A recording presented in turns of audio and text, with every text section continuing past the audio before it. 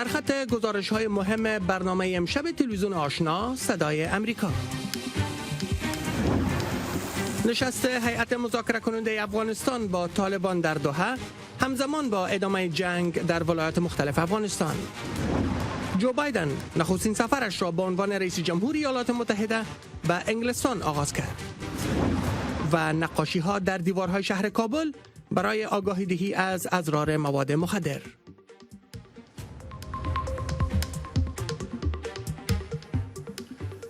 سلام و وقتتان بخیر. به برنامه امشب دری تلویزیون آشنا صدای امریکا خوش آمدید. امروز چهارشنبه 9 ماه جون سال 2021 میلادی است. این برنامه را به گونه زنده از صفحه فیسبوک دری صدای امریکا هم مشاهده کردن می توانید. من قدیر مشرف هستم. مسئولیت گلوله‌باری بر کارمندان مؤسسه ماینپاکی هلوترست را گروه داعش به عهده گرفته است. این رویداد که در آن 10 ماینروب کشته و 16 تن دیگر مجروح شدند، واکنش مقامات افغان و بین‌المللی را برانگیخته است. ارک در یک خبرنامه با تقبیح این رویداد آن را تروریستی و جنایت بشری خوانده، ضمن محکوم نمودن شدید این رویداد گفته است که این عمل هیچ توجیه منطقی ندارد. با وجود آنکه گروه داعش مسئولیت این حمله را ادعا کرده است، اما گروه افغانستان آن را به طالبان نسبت داده است. حمله بالای کارمندان نهاد ماینروبی یک جنایت است. این افراد خدمات رسانی به منظور جلوگیری از انفجارات و کشف و خنثی‌سازی ماین ها می‌کردند، ولی طالبان با تاسف که شب گذشته به این کمپ حمله کردند، تعدادی از ماین پاک ها را به شهادت رساندند و تعداد هم مجروح شدند. هرچند گذشته ادعای کذب و دروغ طالبان به این بوده که اینا به افراد ماینروب کار ندارند، ولی اقدام اخیرشان یک جنایت کلان است. با این حال طالبان دست داشتن در این حمله را رد کرده و آن را وحشیانه و کشته شدگان را شهید خواندند. در این حال یوناما یا دفتر معاونت ملل متحد برای افغانستان نیز این رویداد را تقبیح کرده و آن را یک عمل شنی خوانده است. نمایندگی اتحادیه اروپا در افغانستان و حکومت آلمان نیز این عمل را بیرحمانه و بزدلانه عنوان کردند. در این حال جیمز کووان رئیس اجرایی مؤسسه هلوترست مستقر در بریتانیا میگوید که با وصف این که چنین حملات روند کار آنان را متاثر می‌سازد، فعالیت این مؤسسه برای پاکسازی سراسر افغانستان از مواد انفجاری متوقف نخواهد شد. آقای کووان این سخنان را در یک صحبت ویژه با همکارم محمد احمدی ابراز داشته است که توجه شما را به این مصاحبه جلب می‌داریم. تازه ترین معلومات شما از حمله افراد مسلح بر کارمندان مؤسسه ماینپاکی هلوترست در افغانستان چی است؟ آیا فرد یا گروهی مسئولیت این حمله را به عهده گرفته است؟ حمله شب گذشته رخ داده است. ساعت 9:50 شب به وقت محل مهاجمین داخل کمپ هلوترست در ولایت بغلان شدند. 110 کارگر در داخل کمپ بود و مهاجمین می‌خواستند کارگران هزاره عمدتاً شیعه را جدا کنند. اعضای کمپ نام آنها را ندادند و مهاجمین به داخل اتاق خواب تک تک افراد شده می‌خواستند آنها کارمندان پنهان شده را بکشند. آنان 10 تن را کشتند و 16 تن دیگر را زخمی کردند. سپس یک قماندان محلی طالبان به آنجا رسید و مهاجمین فرار کردند. طالبان مسئولیت این حمله را بر عهده نگرفتند و من به ادعای آنان باور ندارم. واضح است که رقم کشته شدگان بسیار ناراحت کننده است. فعلا تمرکز ما و نظر ما روی خانواده‌های قربانیان و زخمی هاست. 2 زخمی شدت جراحتشان زیاد است که ما موفق شدیم به شفاخانه منتقل کنیم و در حال تداوی هستند. آیا این نوع حملات بر فعالیت ماینپاکی شما تأثیری خواهد داشت؟ این حمله البته که بر فعالیت ما تاثیر میگذارد. ما سخت تلاش میکنیم که به کارمندان ما آسیب نرسد و مسئول باشند. ما در سراسر افغانستان کار میکنیم. ما توانستیم در اکثر بخش‌های ولایت‌های افغانستان فعالیت کنیم. وقتی ما در یک منطقه تهدید میشویم، به یک منطقه دیگر نقل مکان میکنیم. به خاطر همین انعطاف پذیری ما میتوانیم به فعالیت ما ادامه دهیم که البته منفعت این کار نه تنها حفظ حفظ جان انسان هاست، بلکه برای مردم با این کار شغل ایجاد میکنیم و یقینا وقتی به یک مکان متفاوت می رویم محل کار نیز تغییر میکند. معمولا مردم از ما میخواهند در مناطقشان بمانیم و از ما حراست میکنند.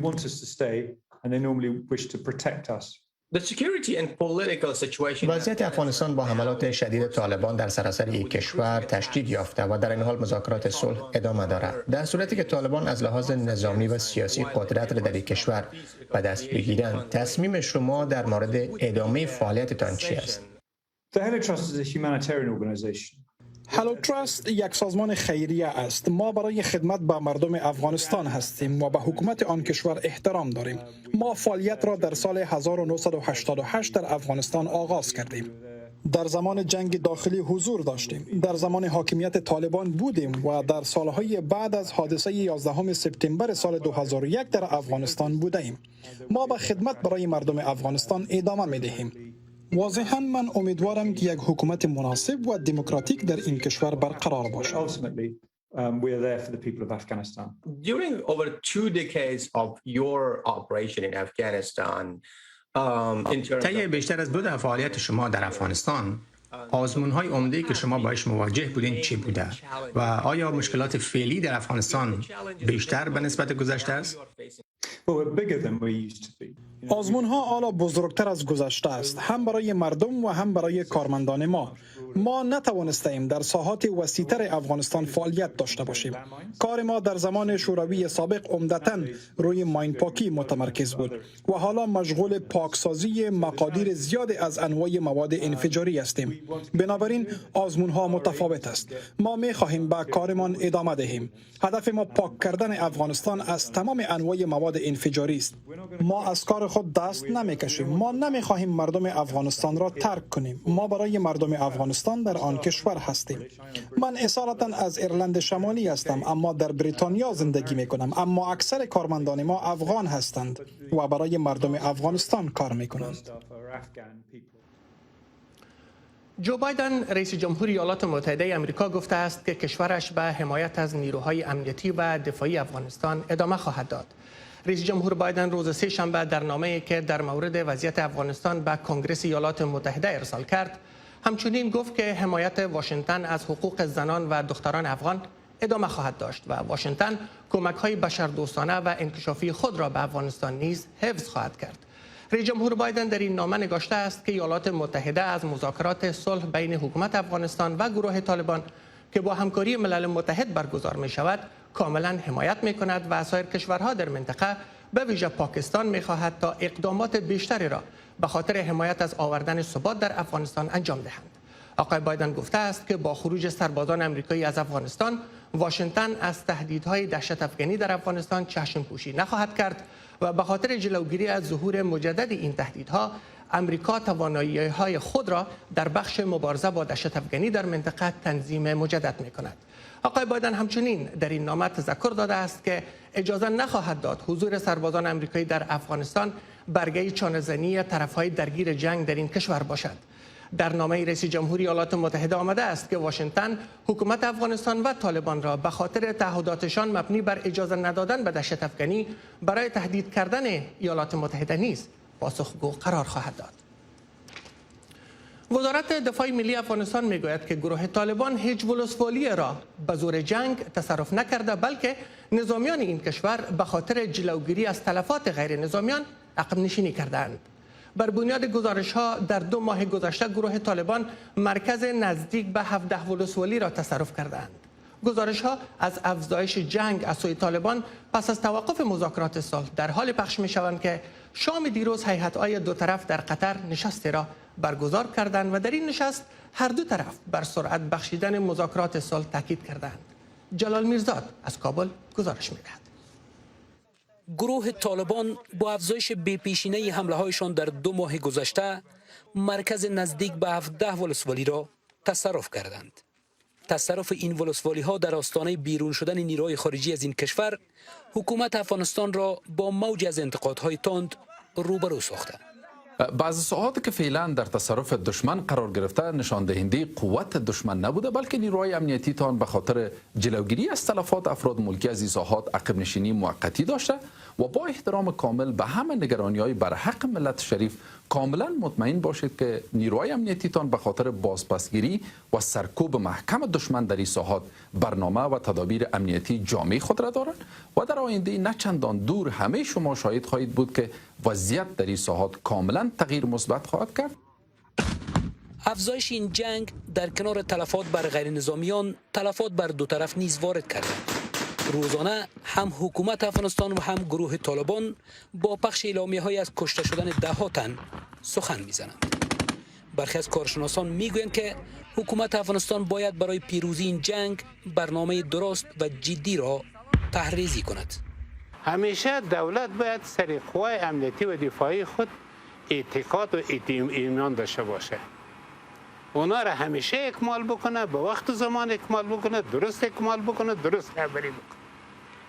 وقتی که اونا صدا میکنه که سر ما فشار است، برای از او باید از نقطه نظر مورال و از نقطه نظر اکمال رسیدگی شود.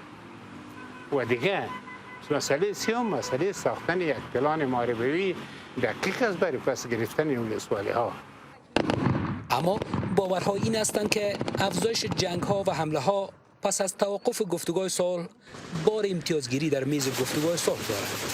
فشار جنگ بالای مردم عام است و همچنان اگر ما به این نظر باشیم که این جنگ به خاطری است که ما از این طریق به قدرت برسیم، بهترین راه رسیدن به قدرت و تفاهم سیاسی است. یگانه راهی که ما میتونیم به نتیجه برسیم از راه مذاکره است. با این همه آغاز دوباره گفتگوهای صلح یگانه راه کاهش جنگ و خشونت‌ها در این کشور دانسته می شود. اکنون پس از دیر زمان هیئت‌های جمهوری اسلامی افغانستان و گروه طالبان در نشستی در قطر دیروز بر ادامه گفتگوهای صلح توافق کردند. شام گذشته میان رؤسای هیئت‌های مذاکره کننده دو طرف و تعدادی از اعضای اردو هیئت نشست تدبیر یافت. در این نشست مورد تسریع مذاکرات بین دو طرف و موضوعات آجندای آن تفاهم صورت گرفت. از سوی هم زلمه خلیلزاد نماینده ویژه ایالات متحده آمریکا برای صلح افغانستان سرگرم گفتگو با مقام‌های حکومت افغانستان است و قرار است از بهر سرعت بخشیدن گفتگوهای صلح به زودی به قطر برود. جلال میرزاد، تلویزیون آشنای صدای آمریکا، کابل. در یک خبر دیگر وزارت دفاع ملی افغانستان میگوید که یک هلیکوپتر قوای هوایی این کشور در ولسوالی جغتوی ولایت میدان وردک سقوط کرده است. روح الله احمدزی سخنگوی این وزارت امروز چهارشنبه به صدای آمریکا گفت که در این رویداد 3 عمله پرواز کشته و 1 تن دیگر زخمی شده است.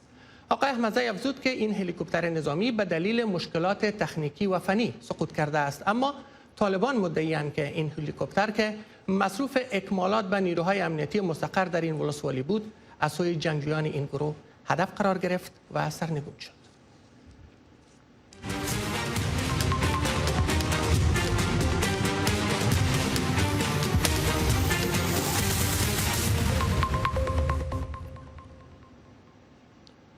جو بایدن رئیس جمهوری ایالات متحده یک جا با همسرش جیل بایدن امروز نخستین سفرش را به عنوان رئیس جمهوری این کشور به انگلستان آغاز کرد. این سفر آقای بایدن تعهدات واشنگتن را برای گرد همآوری دموکراسی های جهان، شکل دادن مسیر قوانین قرن 21، دفاع از ارزش ها و مبارزه با بزرگترین چالش های جهان برجسته می سازد.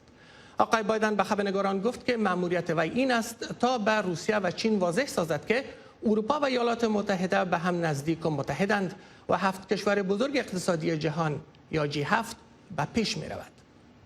شماری از تحلیلگران بدین باورند که با این سفر آقای بایدن واشنگتن می‌خواهد این پیام را بفرستد که ایالات متحده دوباره به صحنه جهانی برگشته است و به خاطر رسیدگی به آزمون‌های بزرگ جهان بر روابط خود با متحدین اروپایی‌اش اهمیت قائل است. یانس استولتنبرگ منشی عمومی ناتو به روز دوشنبه حین دیدار از قصر سفید گفت که جو بایدن رئیس جمهور ایالات متحده در سفرش به اروپا مورد استقبال قرار خواهد گرفت. هیچ قدرت بزرگ دیگر به اندازه ایالات متحده در ناتو دوست و متحد ندارد. بنابراین من مشتاقانه منتظر استقبال از رئیس جمهور بایدن در بروکسل هستم. قصر سفید میگوید که آقای بایدن میخواهد از نزدیک با متحدان دموکراتیک امریکا در انگلستان و اروپا کار کند تا با آزمونهای مانند تهدیدها و رقابت غیر عادلانه روسیه و چین مقابله کنند. در نشست اتحادیه اروپا و ایالات متحده رئیس جمهور جو بایدن و رهبران اتحادیه اروپا توجه را روی همسویی یا همردیف ساختن رویکردهای ما در تجارت و تکنولوژی متمرکز خواهند کرد تا دموکراسی ها و نه کسی دیگر، نه چین یا سایر کشورهای خودکامه، قوانین تجارت و تکنولوژی قرن 21 را بنویسند. اما براین کاتولس کارشناس سیاست خارجی میگوید که در مورد چین منافع ایالات متحده ممکن است با منافع متحدان اروپایی آن همسو نباشد. کشورها به ظهور چین و رشد اقتصادی آن نگاه می کنند و تکنولوژی آن کشور و آنچه که ارائه می دهد نگاه می کنند و در این حال به دنبال راههایی اند که هم روابط خود را با ایالات متحده حفظ کنند و هم با چین رابطه ایجاد کنند. بنابراین من فکر می کنم کشورهای مانند آلمان به حفظ موقف خود ادامه می دهند و تا حد ممکن با ایالات متحده به گونه کامل توافق نداشته باشند. نخستین دیدار رئیس جمهور بایدن با بوریس جانسون صدر اعظم بریتانیا که نشست گروه 7 کشور صنعتی بزرگ یا G7 را میزبانی می کند خواهد بود. بعداً وی برای نشست‌های اتحادیه اروپا و ناتو به بروکسل می رود و سپس در ژنو با ولادیمیر پوتین رئیس جمهور روسیه ملاقات خواهد کرد. او قول داده است که هم چین و هم روسیه را در مورد نقض حقوق بشر تحت فشار قرار دهد. رئیس جمهور جو بایدن و حکومتش می خواهد نشان دهد که ایالات متحده دوباره به صحنه جهانی بازگشته است و با متحدین خود یکجا می تواند با مهمترین آزمون‌های جهان مانند تغییر اقلیم، مبارزه با ویروس کرونا، مانند برخورد با روسیه و چین رسیدگی کند. من فکر می کنم این حکومت می داند که به متحدین ضرورت دارد. سیماکوفسکی و دیگر کارشناسان میگویند ایالات متحده اکنون در رابطه با ویروس کرونا وارد مرحله جدید می شود. مرحله‌ای که با تقسیم واکسین های نجات دهنده توجه را به کمک به بقیه جهان برای بیرون آمدن از این ویروس همه‌گیر معطوف داشته است. نجیبه خلیل، تلویزیون آشنا، صدای امریکا، واشنگتن. و اکنون هم چند خبر از سایر نقاط جهان. کاملا هریس معاون رئیس جمهوری ایالات متحده آمریکا بر اهمیت رسیدگی به عوامل ریشه‌ای مهاجرت از آمریکای مرکزی و لاتین به ایالات متحده تاکید کرد. خانم هریس در دیدار از مکزیکو گفت که بخش زیاد مشکل مهاجرت در مرزهای ایالات متحده و مکزیکو به این دو کشور ارتباط نگرفته، بلکه به گفته وی به مشکلات در کشورهای ریشه دارد که مهاجرت از آنجا آغاز می شود. فساد، بیکاری و ضعف اقتصادی دلایل عمده مهاجرت بیشماری از شهروندان کشورهای آمریکای مرکزی به ایالات متحده خوانده شده است. معاون رئیس جمهوری آمریکا که پیش از سفر به مکزیکو از گواتیمالا دیدن کرده بود، به خبرنگاران گفت که با مقام‌های آن کشور به توافق رسیده تا ایالات متحده پروژه هایی را تمویل کند که فساد را ریشه‌کن سازد، حقوق کارگران و دهقانان را تامین کند و زنان جوان را توانمند سازد. آنتونی بلینکن وزیر خارجه ایالات متحده از تلاش‌های حکومت به رهبری جو بایدن مبنی بر برگشت واشنگتن به توافق هسته‌ای ایران موسوم به برجام دفاع کرد. آقای بلینکن به شماری از سناتوران آمریکایی گفته است که برنامه هسته‌ای ایران به معنای واقعی کلمه به پیش می رود. شماری از سناتوران آمریکایی گفتند که بر اساس توافق برجام به ایران پول نقد داده شد، پولی که به گفته سناتوران آمریکایی تهران از آن برای حمایت از گروه‌های تندرو و افراطی در شرق میانه استفاده کرده است. صرف نظر از این که خوش داریم یا نداریم، که خوش نداریم، ایران در چنین فعالیت‌ها دخیل بوده است که شامل حمایت از حماس و سایر گروه‌های دهشت افغانی بوده، در جنگ‌های نیابتی با منظور بی‌ثبات‌سازی در منطقه دخیل بوده. ایران این فعالیت‌ها را قبل از توافق برجام در خارج از آن کشور انجام می‌داد، اما از زمانی که از برجام بیرون شدیم این وضعیت بدتر شده است. آقای بلینکن در پاسخ به نگرانی سناتوران امریکایی گفت که برگشت امریکا به توافق هسته‌ای تهران را از رسیدن به سلاح اتمی باز می‌دارد و اگر ایالات متحده به برجام برنگردد ایران مجهز با سلاح اتمی وضعیت را بدتر خواهد ساخت.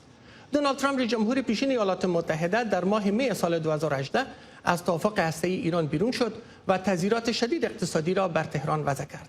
در مقابل ایران غنیسازی یورانیم خود را سرعت بخشید، اقدامی که میتواند تهران را به ساخت سلاح اتمی نزدیکتر سازد. آتش‌سوزی در بیرون شهر بیت المقدس امروز چهارشنبه باعث شد جمعیت کوچک آن منطقه ساحه را تخلیه کند. جاده هایی که به منطقه آتش‌سوزی و سایر ساحات نزدیک به شمول شاهراه عمده اتصالی بیت المقدس و تل‌آویو منتهی میشد بر روی ترافیک مسدود شد. دود غلیظ ناشی از این آتش‌سوزی از دوردست‌ها در آسمان اطراف بیت المقدس مشاهده میشد. تلفات ناشی از این آتش‌سوزی گزارش نشده و هنوز دلیل آتش‌سوزی نیز معلوم نیست. در واکنش به تصمیم اخیر شبکه اجتماعی فیسبوک مبنی بر تعلیق حساب دونالد ترامپ رئیس جمهور پیشین ایالات متحده آمریکا، برخی از تحلیلگران میگویند که این اقدام فیسبوک به رهبران جهان این پیام را میرساند که فیسبوک نقش خود را به عنوان کنترل کننده در این شبکه افزایش میدهد. با تعلیق حساب فیسبوکی دونالد ترامپ برای 2 سال، کارشناسان میگویند که این شبکه اجتماعی به رهبران و چهره‌های مشهور جهان این پیام را میرساند که اگر در گفتارشان قواعد را نقض کنند، فیسبوک دیگر با آنان امتیاز ترجیحی قائل نخواهد شد. معنای این تصمیم فیسبوک برای سایر رهبران جهان این است که با آنان بر اساس مقامشان رفتار متفاوت نخواهد شد.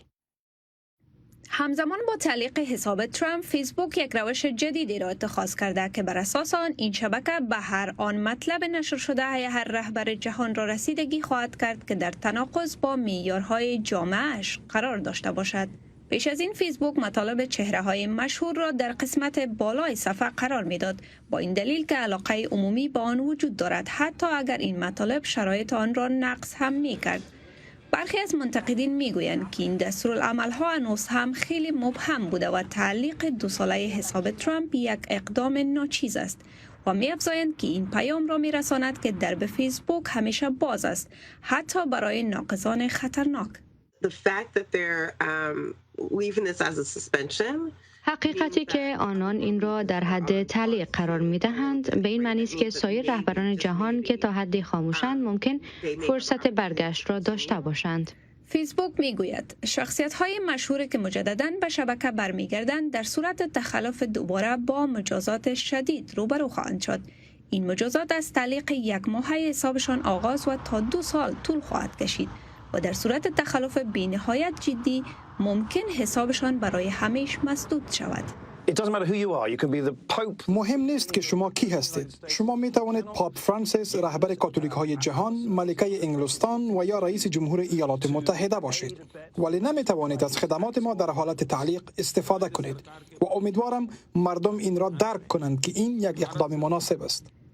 در طول 1 سال گذشته مدیران فیسبوک از حکومت ایالات متحده خواستند که برای تعیین قوانین اینترنت مربوط به جهان مجازی نقش بزرگتر را ایفا کند. دموکراسی امریکا مربوط به سیلیکون ولی نمی شود، بلکه متعلق به مردم امریکا است و کسانی که باید قوانین را برای چگونگی دموکراسی امریکایی وضع می کنند و برای سخنان و نظریات مردم حتی این می کنند، نباید شرکت های خصوصی باشند. در حالی که فیسبوک بیشتر به سخنان و نظریات رهبران جهان با دید انتقادی می‌نگرد، آنچه واضح است این است که ژرف‌نگری فیسبوک به زودی کاهش و یا از بین نخواهد رفت. فرخنده پیمانی، تلویزیون آشنا صدای آمریکا، واشنگتن.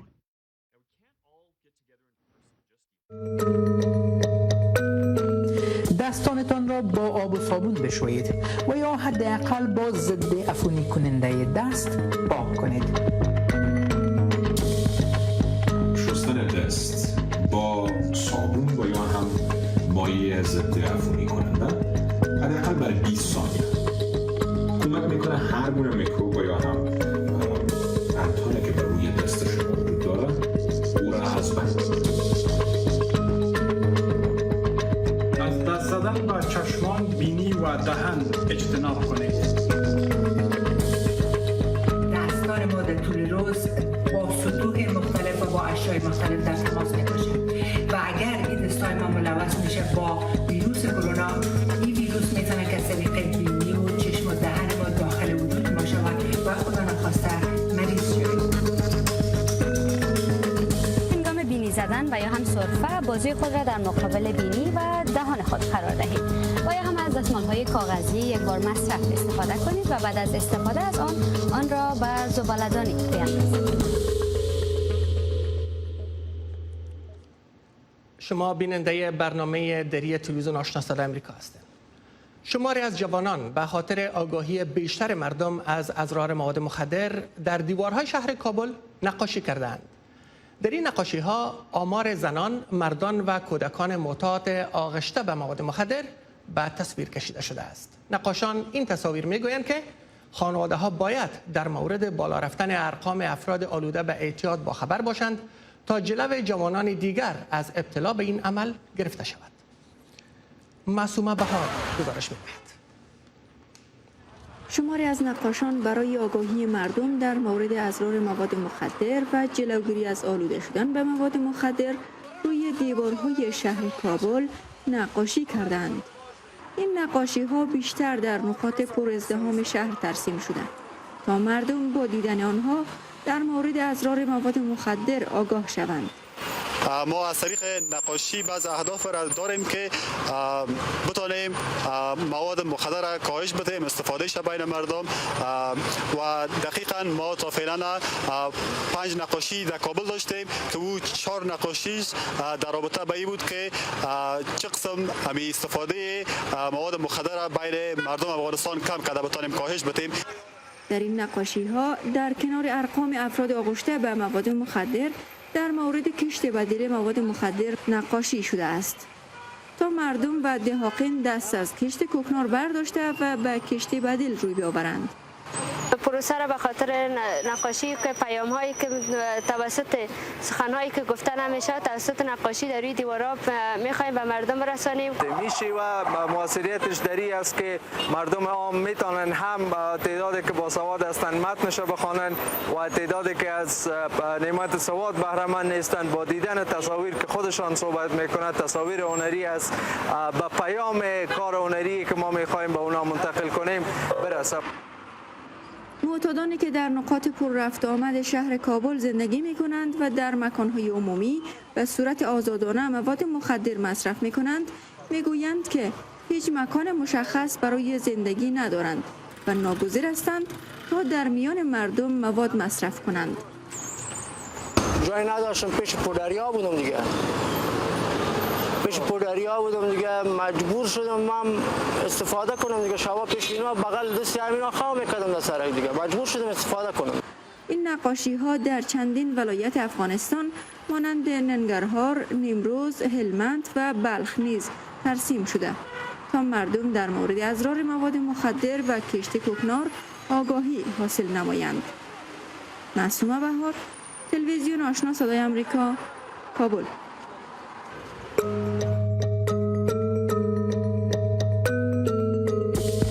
ذرات کوچکی که از بینی و دهان ما خارج میشه ویروس کرونا را به سایرین انتقال میده. با رعایت نکات صحی از ابتلای سایرین به ویروس کرونا جلوگیری کنید.